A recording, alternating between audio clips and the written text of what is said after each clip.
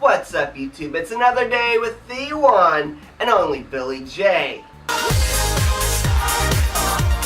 And this is another episode of our week late and dollar short covering American Idol Season 14 in Episode 17, The Top 8 Guys.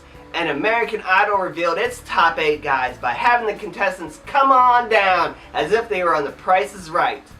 And the first one up was Daniel Seavey. Daniel Seavey, come on down. And Daniel sang How Sweet It Is to Be Loved by You by Marvin Gaye. Daniel's performance of the song seemed really cheesy at times, especially when he did his little head flip and also his little dancing with his hands. It was just a little too cheesy for me.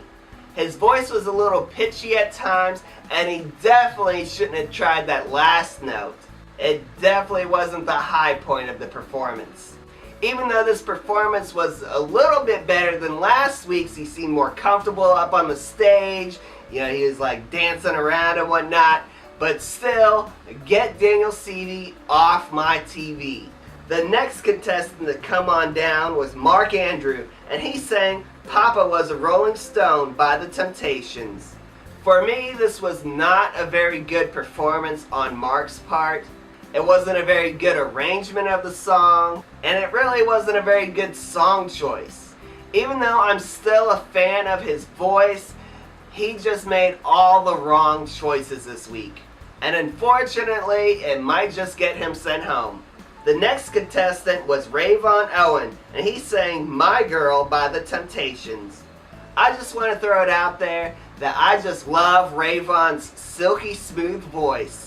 And my one criticism of Rayvon, especially during his performances, is that he smiles like the entire time. Now granted, he does have a beautiful smile, but still he doesn't need to smile the entire time he's singing. And it really makes the performance seem cheesy if he's smiling the entire time. Speaking of cheese, the next contestant was Adam Ezagalian, and he sang I Want You Back by the Jackson 5. Now Adam rearranged the song to a more rock and roll type of song, and I have to admit, I really liked it. But once again, during his performance, I just had to close my eyes and just listen to his performance. The one thing I gotta say about Adam is that he definitely has a very great rock and roll type of voice and a great personality. And I definitely love listening to him sing rather than seeing him sing. The next contestant was a guy I just love to watch to sing, and that's Clark Beckham, and he sang The Tracks of My Tears by Smokey Robinson and the Miracles. I just want to say, I love you, Clark. And Clark did a little more rockin' version of this song, and unfortunately it wasn't the greatest arrangement of the song. And in all honesty, this song should have been retired from American Idol history books, especially after Adam Lambert conquered it. And in all honesty, no one else's version of the song will even compare to Adam Lambert. And Adam's version made Smokey Robinson cry. So Clark's performance of the song was just okay for me. Like I said, I wasn't a big fan of the arrangement and the style of the song for Clark.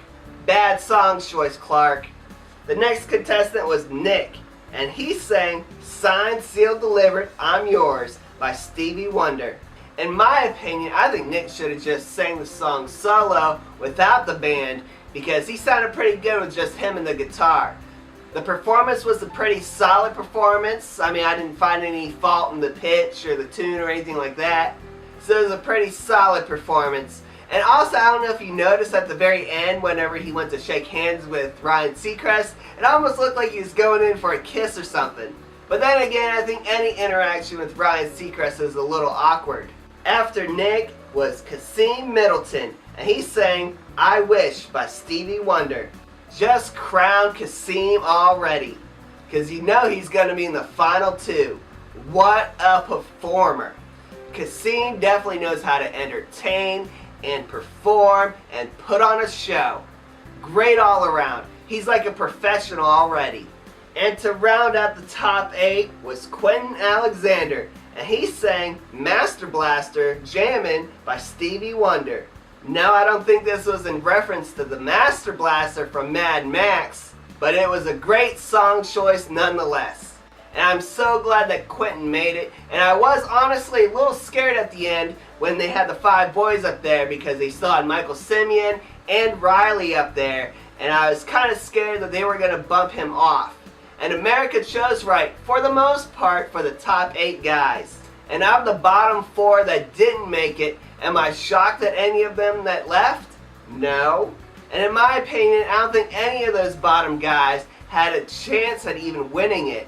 And the one person that was really a surprise for me was actually Riley, because like I said before, Riley's the sole country guy of the top guys. And granted, I wasn't expecting him to actually win it all, but at least make the top 6. I guess he wasn't country enough like Scotty McCreery. Oh well. And I'm not sure how many guys are going forward after this episode. I don't know if they're going to have another 4 people get cut out, or if they're just going to have 2 people go home. So I will just give my bottom 4 performances of the night. And this is just purely based on this week, not overall and not who my favorites are, but just for this week's performances. And it was really tough to pick my bottom 4 because there are so many good performances and also improvements from last week for some of the contestants.